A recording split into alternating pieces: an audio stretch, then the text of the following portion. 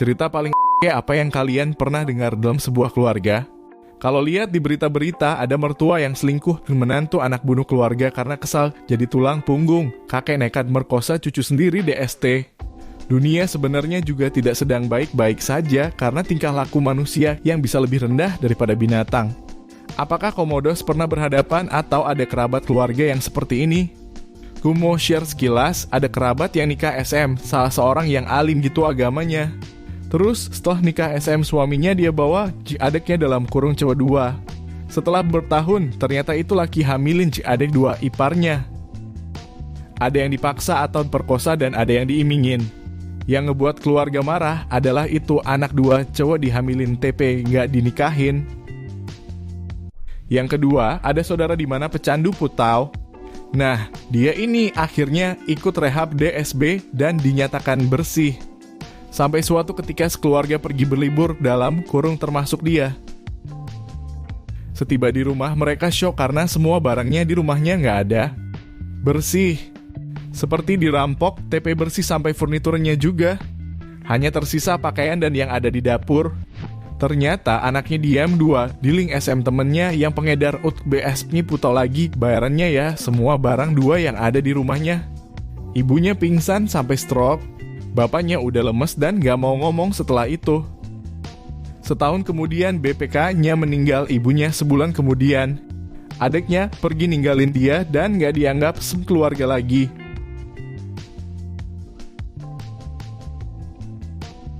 Cerita ketiga.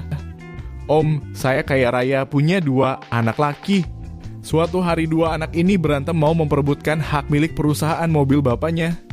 Terus yang satu keluarin pistol mau nembak yang satu lagi. Tiba 2 mamaknya ngehalangin malah jadi kena tembak deh.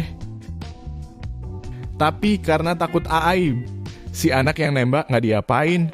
Dan kejadiannya ditutup 2i. Dibilang maknya ini mati kena serangan jantung si om tiap kali ditanya soal ini ngelak. Selalu bales bilang, "Kenapa tanya begini?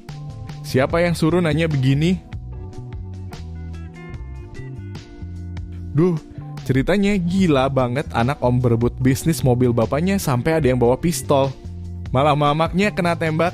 Yang bener-bener parah adalah ceritanya ditutup. Tutupi gak bisa gitu deh. Yang nembak harus ngakuin gak bisa kabur. Semoga mamaknya dapat keadilan dan keluarganya bisa beneran benerin hubungan. Semoga gak ada lagi kejadian kayak gini di Indo. Cerita keempat. Anak Ciso umur late 20-an sama bapaknya rada tua. Ini di kampung di Sumatera gak jarang orang bawa kapak atau golok buat ngupas kelapa. Jadi si bapak pulang bentar dari kebun mau ke WC nyimpen goloknya di samping pintu WC. Anaknya kambuh dobrak WC dan disayat 2 lah bapaknya. Ini golok bukan buat ekstrim stuff, jadi gak tajem 2 amat. Jadi ya matinya penuh derita dan darah. Serem sih ngebayangin dia coba nangkis goloknya pakai tangan kosong. Ketahuan penduduk sekitar pas si anak lari keluar sambil teriak. Itu pun mereka tahu kalau si bapak udah terbunuh pas si anak ketangkep dan kelihatan golok berdarahnya. Ingat banget paman, gue loncatin pager buat nangkep tuh anak.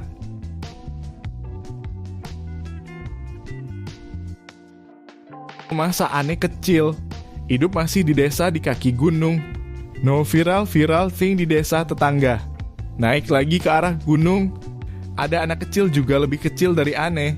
Kata ibu umurnya anak itu 2 tahunan. Dibuka paksa mulutnya sama ibunya. Dituangin air mendidih sama bapaknya pakai teko karena nangis mulu, gak mau diam. Dan akhirnya diam selamanya. Gak gerak juga. Bapak ibunya ditangkep Pak Polwan tetangga persis. Sebelah rumah nenek. Bapaknya sopir angkot alkoholik. Perut gede, badan gempal. Tapi istri sama anak-anaknya kayak tulang bungkus kulit. Yang aneh tahu anaknya ada 4. Pertama cewek, kedua aneh kurang tahu karena diadopsi orang lain. Ketiga cowok, teman main aneh. Tapi umur selisih 2 atau 3 tahun lebih kecil. Namanya Rian. Sesekali kalau makan di tempat nenek juga. Kalau di rumah nasi sama garam doang. Yang keempat kala itu masih dalam kandungan. Tapi pas lahir juga diadopsi orang lain dengar cerita istrinya sering ngalami KDRT. Dan anak pertamanya sering diperkosa sama bapaknya kalau pulang. Padahal waktu itu masih kelas 6 atau SMP. Tapi akhirnya bapaknya ditangkap juga dan dipenjara gak tahu berapa tahun. Istri dan 2 anaknya ditampung sama saudaranya di desa lain. Astaga, ceritanya bikin nyeri dan sedih banget ya. Gimana bisa ada orang tua yang tega banget gitu sama anaknya? Paksa buka mulut dan tuangin air mendidih? Sumpah, itu bikin bulu kuduk berdiri. Terus bapak dan ibunya ditangkap polisi, beneran patut dihukum berat tuh orang-orang yang kayak gitu. Dan anak-anaknya yang diadopsi orang lain, semoga mereka bisa dapat hidup yang jauh lebih baik dan aman. Ini cerita yang bikin kita ingat pentingnya perlindungan anak-anak dan menghindari KDRT. Astaga, ceritanya bikin nyeri dan sedih banget ya. Gimana bisa ada orang tua yang tega banget gitu sama anaknya? Paksa buka mulut dan tuangin air mendidih? Sumpah, itu bikin bulu kuduk berdiri.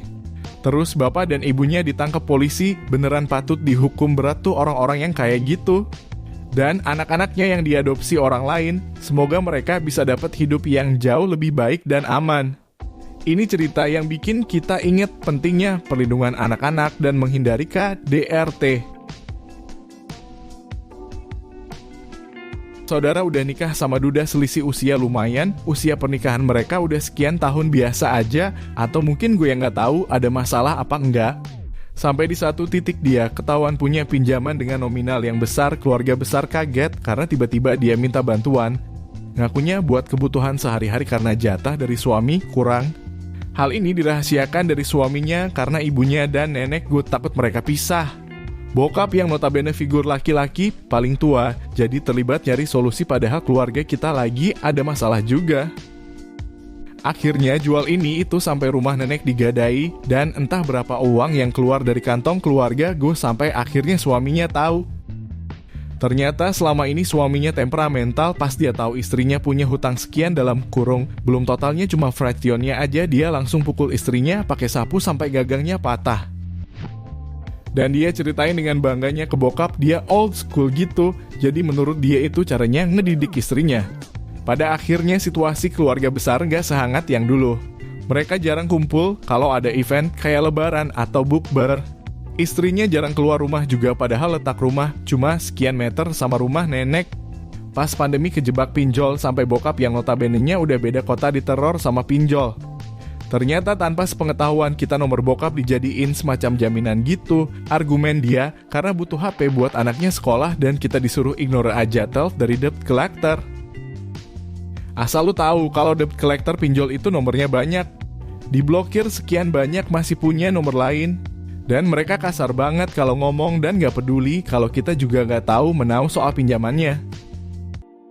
Saat itu gue puas waktu istrinya dipukulin, tapi sekarang gue sadar kalau si suaminya juga salah entah kenapa si istri punah pinjaman yang besar banget. Suaminya PNS dan dia IRT di kampung masih ada sisa misteri yang belum kejawab. Gue udah muak sih sama mereka jadi terserah.